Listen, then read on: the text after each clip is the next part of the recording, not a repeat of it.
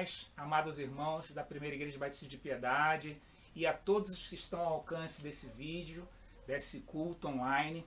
Eu quero saudar você assim e também convidar para que você nesse instante possa parar alguns instantes do que você está fazendo e poder nos unirmos em oração e adoração ao nosso Santo Deus. Você podendo reunir a sua família, podendo reunir seus amigos, faça isso agora, abaixa a sua cabeça, vamos entrar na presença de Deus em oração e agradecê-lo, porque Ele é digno de receber todo louvor e adoração. Vamos orar ao Senhor nesse instante.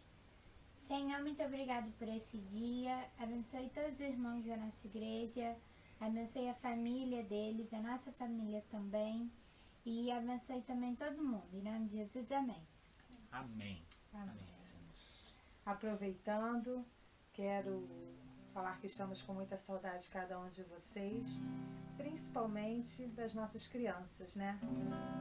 Quero mandar um beijo no coraçãozinho de cada uma delas, dizer que Gelaine está com muita saudade de vocês e logo, logo a gente vai estar juntos para brincar, para aprender mais um pouco da palavra de Deus e assim vocês estejam orando para que isso tudo logo acabe, né? Que o coronavírus vá embora logo e a gente possa estar juntinho novamente, tá bom?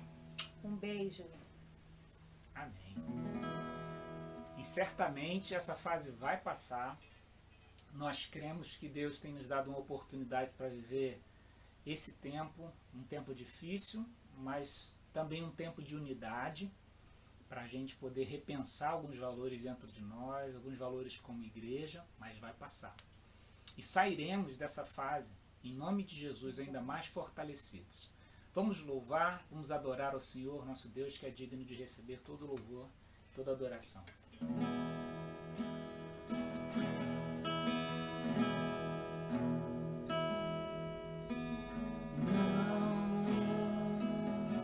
Esse não pode ser teu fim, não é o que Deus sonhou pra ti, não podes aceitar ver tua família se acabar. Tua esperança se apagar, tua fé esmorecer. Sei que é difícil crer que sim, se tudo em volta diz que não, e a angústia te faz esquecer.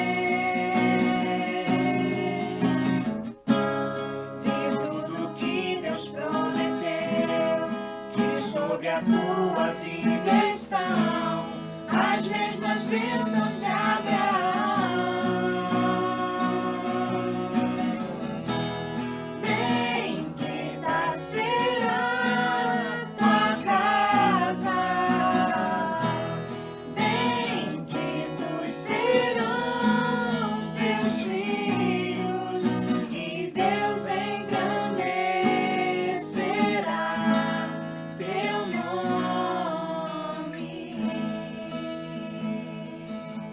Queria fazer um convite a você nessa hora. Que você pudesse fazer uma oração silenciosa onde você está, lembrando das famílias da nossa igreja.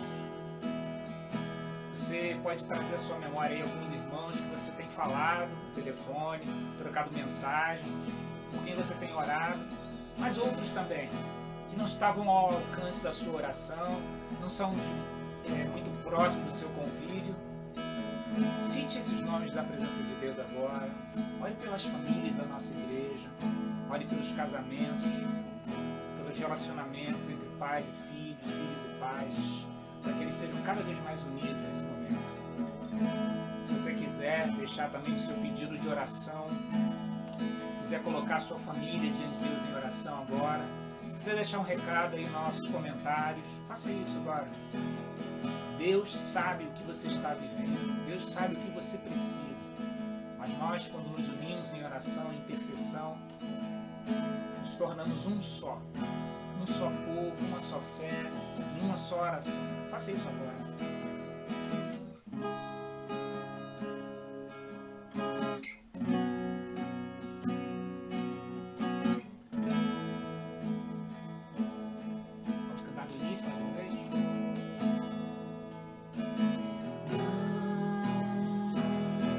esse não pode ser teu fim. Não é o que Deus sonhou pra ti. Não podes aceitar ver tua família se acabar, tua esperança se apagar, tua fé esmorecer. Sei que é difícil crer que sim, se tudo em volta diz que não, e a angústia te faz esquecer de tudo que Deus prometeu, que sobre a tua vida estão as mesmas bênçãos de Abraão. Bendita será tua casa, benditos serão os teus filhos, e Deus engrandecerá teu nome. Bendita será tua casa,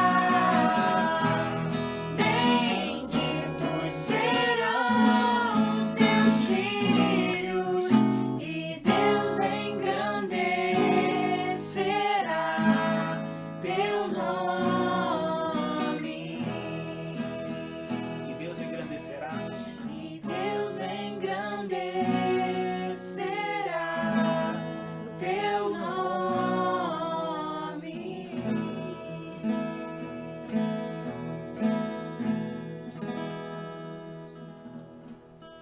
Vamos louvar o Senhor também com um hino.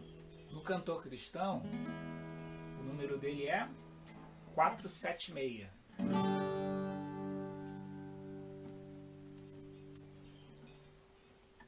Brilho Celeste. Quero convidar você a cantar com toda alegria, com toda disposição, fazendo barulho aí na sua casa, enchendo o ambiente da sua casa, a sua sala, talvez a sua mesa de jantar, com a glória do Senhor e com a alegria, porque esse brilho vai invadir a sua casa nesse instante. Peregrinando, vou pelos montes e pelos vales, sempre na luz. Cristo promete nunca deixar-me. Eis-me convosco, disse Jesus. Brilho celeste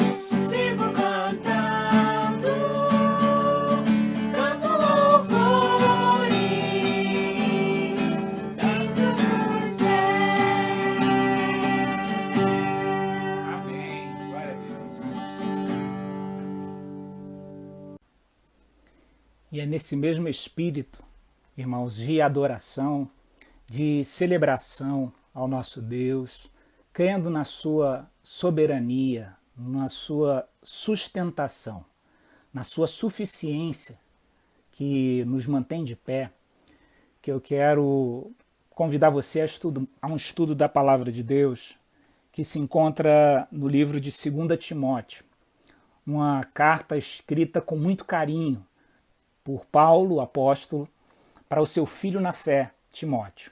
Nessa segunda carta que Paulo escreve, no capítulo 2, há alguma coisa de muito especial que ele deixa para o seu aprendiz, para o seu aluno, para o seu fraterno filho na fé, que eu gostaria de comentar e fazer uma aplicação para a minha e para a sua vida.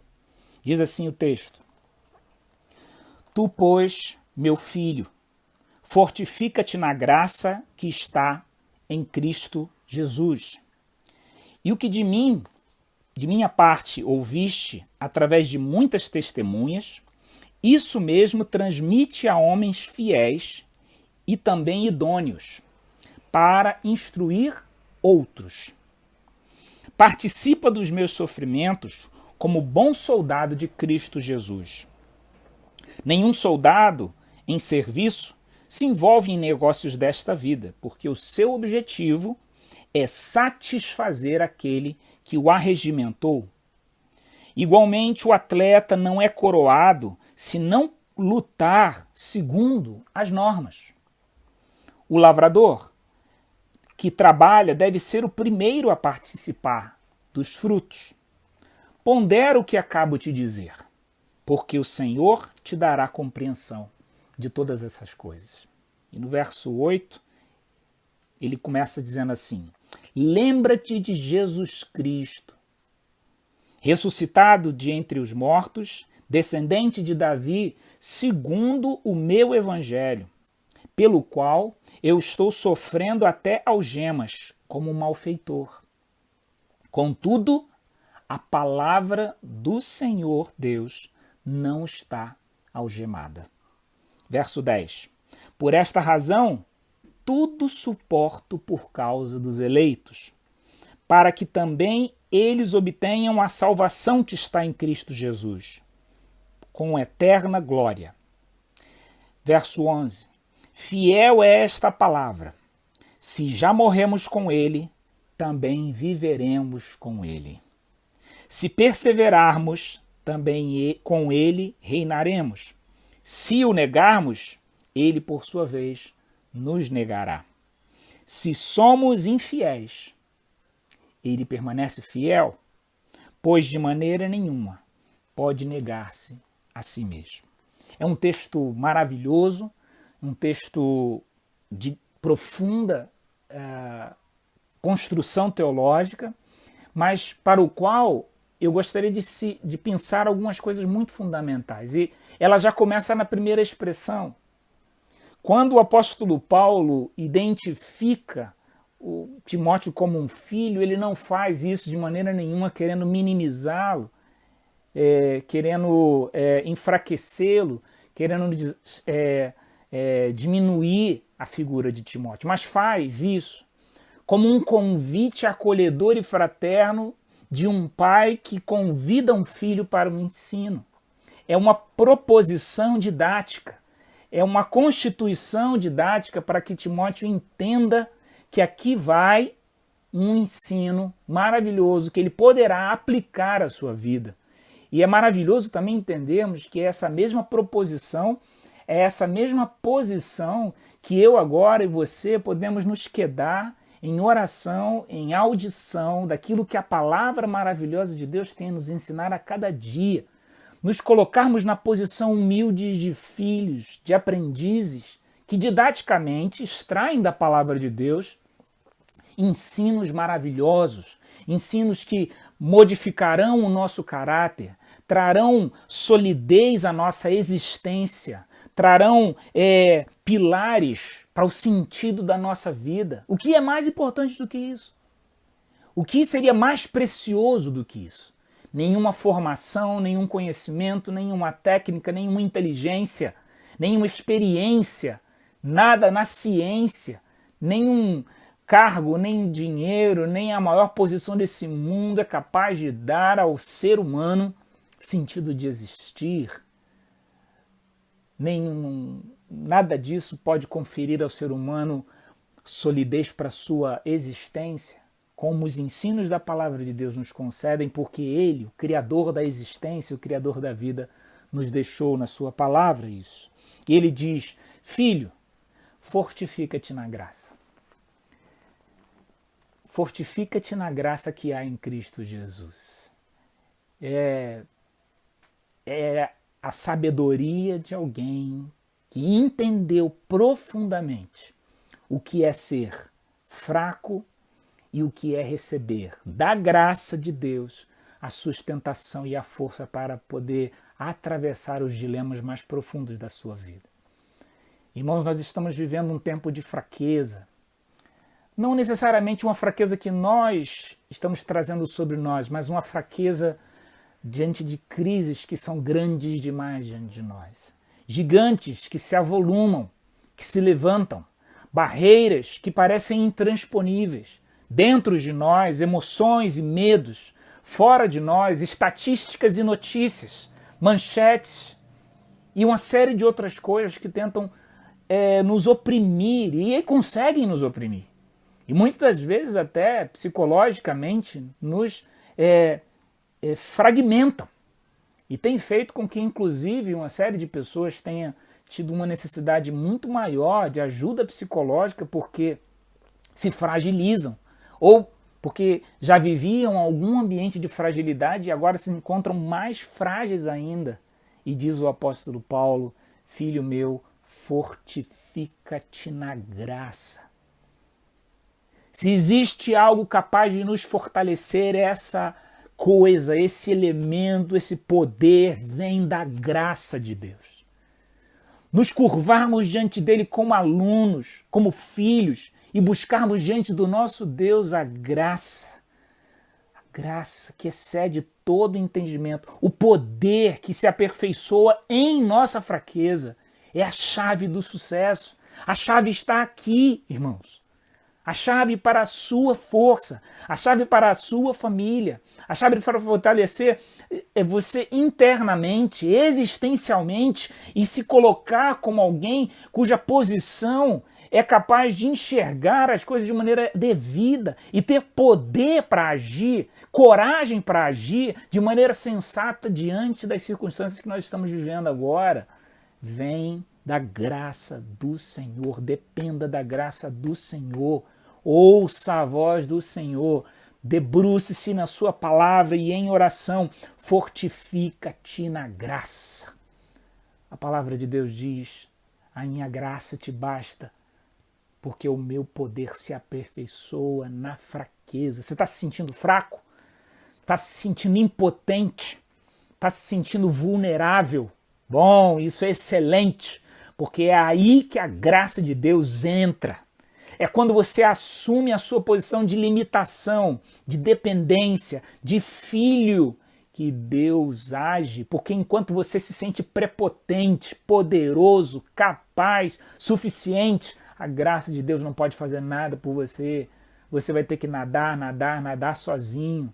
E aí quando você se sentir fraco e disser ao Senhor: eu preciso de Ti, eu dependo de Ti, aí sim a graça pode chegar até você. O apóstolo Paulo diz: filho, eu já passei por aí. Filho, eu já fui alguém assim. Filho, eu já me senti fraco. Mas eu aprendi que só existe uma forma de realmente ser forte. É sendo fraco. É admitindo a nossa limitação e fraqueza para que sejamos fortificados pela graça do Senhor Deus sobre as nossas vidas. E ele prossegue isso. Esse mesmo ensinamento que eu estou trazendo para você, filho, passe a outros, divulgue a outros, vá até outras pessoas, que sejam também homens fiéis, idôneos, que transmitam a outros. Entenda que esse aprendizado que eu estou passando para você, ele não pode ficar preso em você. Você pode passar para outras pessoas, que vão passar para outras pessoas. Entenda que a fé no Deus que nós cremos é algo que não pode ser preso, é como se pudesse ser aprisionado, pudesse ser fixado. Ela é alguma coisa que nós não podemos contê-la com fronteiras, mas é alguma coisa livre e que deve ser. E a melhor forma dela existir é passando de um para outro, instrui a outros, repasse a outros, que passem a outros e que assim por diante venha a acontecer. Será que não existem várias pessoas com as quais você trabalha, estuda, ou você mora do lado, ou você mora junto? É dentro da sua casa que precisam ouvir essa mensagem? Será que não existem outras pessoas que precisam saber também que a graça de Deus é poderosa para mudar as suas realidades de vida? Será que não? Essa graça que te fortalece é a única capaz de trazer paz a essas pessoas. E ele diz mais, ele prossegue dizendo que é fundamental você entender, filho. E ele faz algumas comparações, algumas figuras, 3 delas. Essas 3 figuras são as seguintes. Porque um soldado, ele não fica preso a essas questões desse mundo, porque se ele assim fizer, ele não trará satisfação àquele que o arregimentou. Um lutador, um atleta, possivelmente ele estivesse fazendo referência ao lutador de luta greco-romana, ele também não vai ser um vencedor, ele não vai conquistar a batalha, se ele não lutar de acordo com as regras que existem. E uma terceira figura que o apóstolo Paulo ainda vai usar é, assim como um lavrador, ele deve ser o primeiro a desfrutar do fruto daquilo que ele fez, que ele plantou. E o que há de comum entre essas 3 figuras, entrando dentro do contexto aqui do apóstolo Paulo? Não apenas a perspicácia, a perseverança, não apenas a ideia de avançar num propósito, que também está embutido dentro desses contextos, não apenas a dedicação, mas um elemento que eu quero chamar muito a sua atenção, a coerência. Fé é um elemento que pode ser evidenciado na vida de alguém coerente. Porque o soldado tem que ser coerente. Se ele entrou dentro de uma batalha, não se envolva com nada mais. Seja coerente, seja dedicado a ela, porque aquele que arregimentou você, aquele que te alistou, espera isso de você. Um lutador não pode lutar de qualquer forma, ele tem que lutar de acordo com as regras. Isso é coerência. E o lavrador, ele tem que experimentar do fruto, ele tem que testar, ele tem que aprovar aquilo que ele mesmo está produzindo. Isso se chama coerência. Isso nos convida a pensar sobre se a nossa vida tem sido uma vida de coerência. Se dentro de tudo aquilo que a gente diz que é, nós somos de fato. Se dentre as coisas que nós cantamos, nós realmente cremos. Se as nossas orações estão envolvidas dentro de um espectro de fé tal que nós acreditemos que elas são possíveis de acontecer, elas são tangíveis. Porque se assim não for, não estaremos coerentes com aquilo que nós professamos. Se quando nós entramos dentro de uma realidade como essa, de pandemia, de crise política, de crise de pânico, de crise na saúde, de crise epidemiológica, se a nossa fé em Deus é coerente, nós dependemos dele. Não nos alienamos, fazemos tudo o que é necessário, agimos com cautela. Nós, na igreja, fizemos isso. Estão interrompidas as reuniões no prédio, estamos usando todos os mecanismos de comunicação para nos manter conectados, né? Estamos precavendo e orientando os irmãos a se precaverem, né? Em termos de higiene, de limpeza, de vacinação contra a gripe. Se você não se vacinou, aí segue uma grande sugestão para você se vacinar. Fazemos tudo isso, porque afinal de contas Deus deu, foi Ele que deu a inteligência ao ser humano para agir. Obedecemos às nossas orientações dos superiores do nosso país, do nosso governo, do nosso estado, das nossas prefeituras, as vigilâncias que existem, não nos alienamos. Veja, a fé não é uma alienação da razão. A fé caminha lado a lado com a razão, só que existe algum lugar que a razão para, porque ela é limitada. E a fé segue, a fé continua. Não porque nós vemos, não porque sabemos, mas porque nós cremos. Nós não somos guiados pelo que vemos, somos guiados pelo que cremos. Não somos guiados por vistas. E é isso que eu queria compartilhar com você.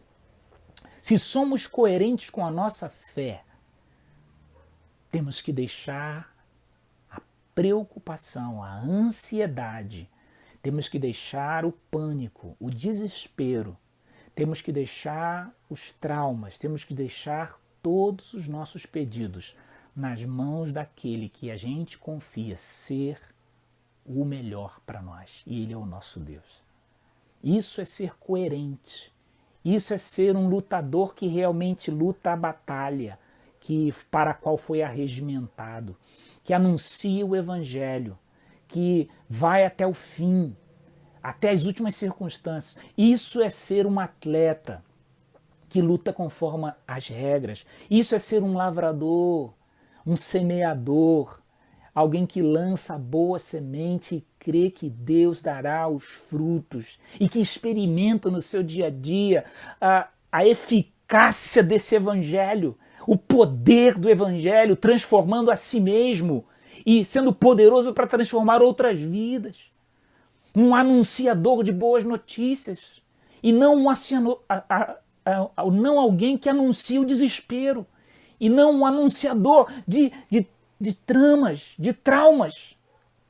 O que tem sido você nessa época tão crucial da humanidade? Vão nos avaliar pelo como nós vivemos e agimos durante esse momento. Que tipo de cristianismo nós estávamos vivendo? Nós seremos taxados por isso, principalmente. Quando essa fase passar, e ela vai passar, o que dirão da nossa fé? O que dirão da igreja? Que importância teve a igreja? Qual foi o papel que ela cumpriu? Quão benéfico foram as mensagens que a igreja passou? Ou, pelo contrário, triste seria ouvir as notícias de que os crentes brigaram entre si, o que realmente tem acontecido em alguns lugares. Pastores brigando com pastores, pessoas que se acham representantes do protestantismo brigando com outras pessoas, irmãos entre si mesmos perdendo a paciência. O que dirão de nós? E não é que eu esteja preocupado com o que dizem de nós, mas eu estou preocupado com o testemunho que damos a respeito de Jesus Cristo.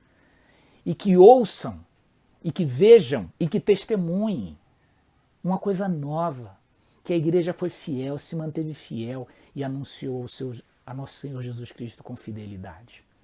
O texto prossegue, e é maravilhoso a maneira como ele prossegue, porque ele diz no verso 7, pondera essas coisas, que eu acabo de dizer, porque o Senhor te dará compreensão de todas elas. E no verso 8, lembra-te de Cristo Jesus. Ele, Jesus Cristo, o Cristo de Paulo, é o coerente por excelência. Ele é o modelo de coerência por excelência. Não apenas porque ele creu no seu Deus, ele confiou em Deus completamente e foi obediente até a morte e morte de cruz. Ele aprendeu mediante as coisas que sofreu, como diz o texto de Hebreus, capítulo 5, versículo 8. E mesmo no Getsemane, na sua grande prova, apesar de demonstrar a sua natureza humana, em solicitar ao Pai que afastasse dele aquele cálice, a obediência e a confiança coerentes num Deus que nunca falha, o fez concluir a sua oração dizendo, mas não seja como eu quero, seja como tu queres. Eis aí a vida de alguém incoerente. Alguém capaz de sofrer até mesmo algemas, como o apóstolo Paulo sofreu. Você está disposto? Esse tempo tem sido um tempo de sofrimento também. E em meio ao sofrimento você tem glorificado a Deus. E às vezes sofremos coisas miúdas, irmãos, e já estamos achando que Deus já não nos vê, não nos ama, não nos quer. Olha, estamos sofrendo tão pouco comparado com muitos homens do passado.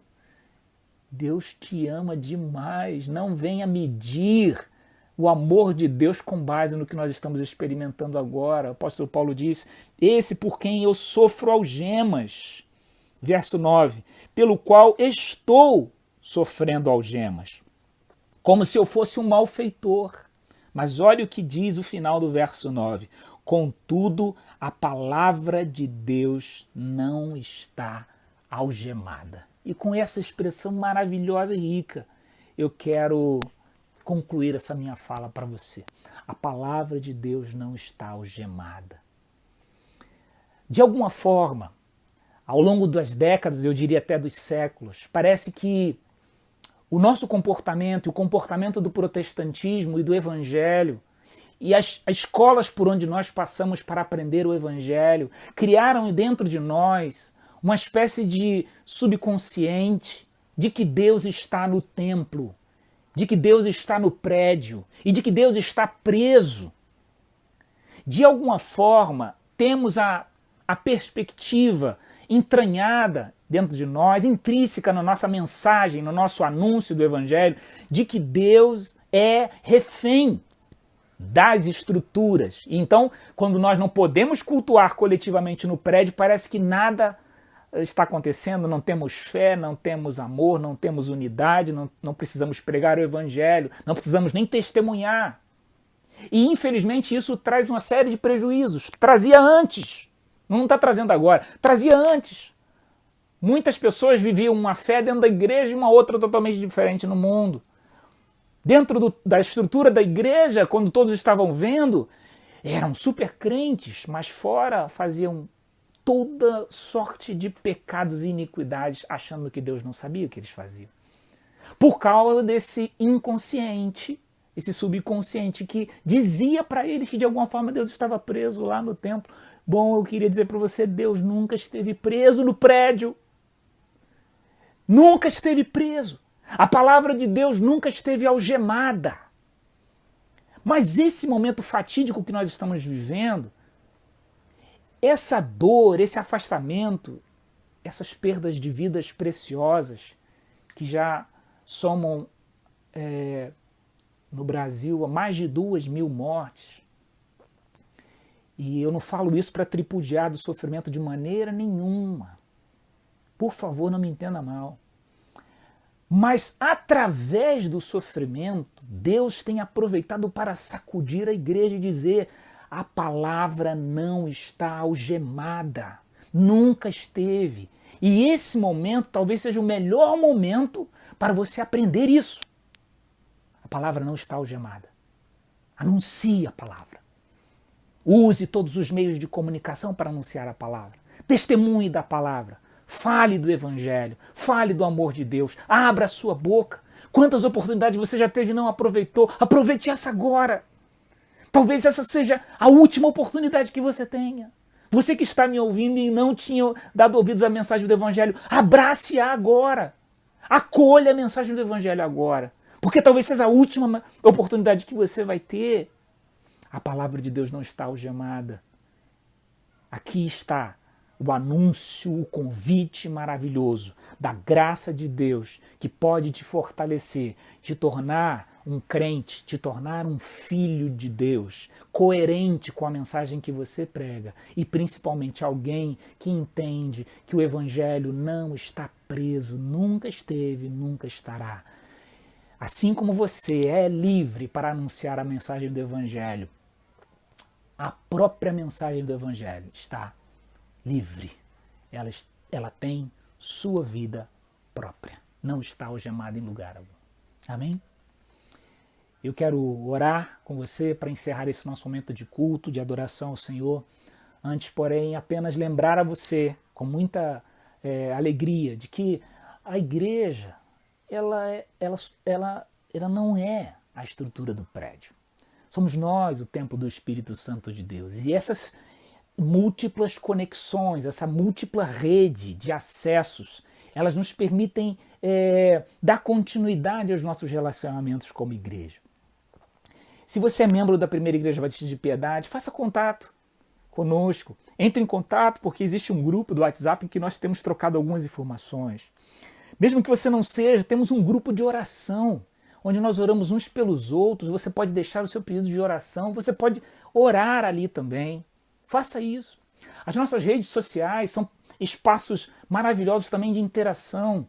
E você pode fazer isso através das redes sociais oficiais da igreja, através do Facebook, do Instagram e também do nosso canal do YouTube, que você está assistindo isso aqui agora.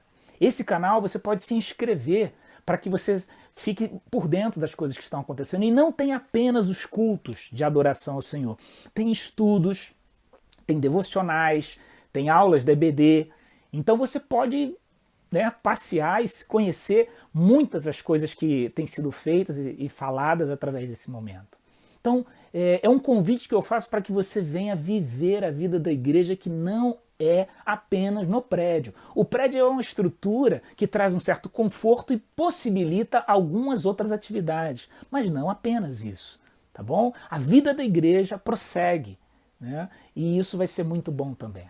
Eu faço também um convite a você, para que você seja fiel nos seus dízimos e ofertas. A fidelidade ao Senhor não pode ser interrompida, até mesmo porque os compromissos da igreja com os seus missionários, com a ação social, com todas as suas demais responsabilidades, prossegue, né? Ainda somos uma instituição que tem lá os seus compromissos e precisa arcar com isso. Não peço a você que faça nada acima da sua capacidade. Não se sinta obrigado a fazer coisa alguma, mas que você coloque no seu coração e faça com alegria. Se houver alegria no seu coração, que aí você participe, tá bom? Seja membro da nossa igreja ou não seja membro da nossa igreja, tá bom? E que Deus o abençoe grandemente, tá? Que Deus abençoe a sua família, no nome do Senhor Jesus Cristo. Pai Celeste, eu te bendigo e agradeço ao Senhor por tua graça, que é melhor que a vida. Peço que cada pessoa que está ao alcance desse vídeo seja coberto pelo teu poder, seja abençoado e seja transformado por essa palavra que me transforma e transforma a minha família e pode trazer vida, vida em abundância. Abençoa, Pai, não apenas a Primeira Igreja Batista de Piedade, mas todas as pessoas que carecem agora do teu consolo, do teu conforto. E agora que o amor de Deus, o nosso Pai, a graça salvadora do Senhor Jesus e a comunhão do Espírito Santo de Deus seja sobre toda a igreja do Senhor espalhada por toda a face da terra, não apenas agora, mas para sempre. Amém e amém. Deus o abençoe no nome de Jesus.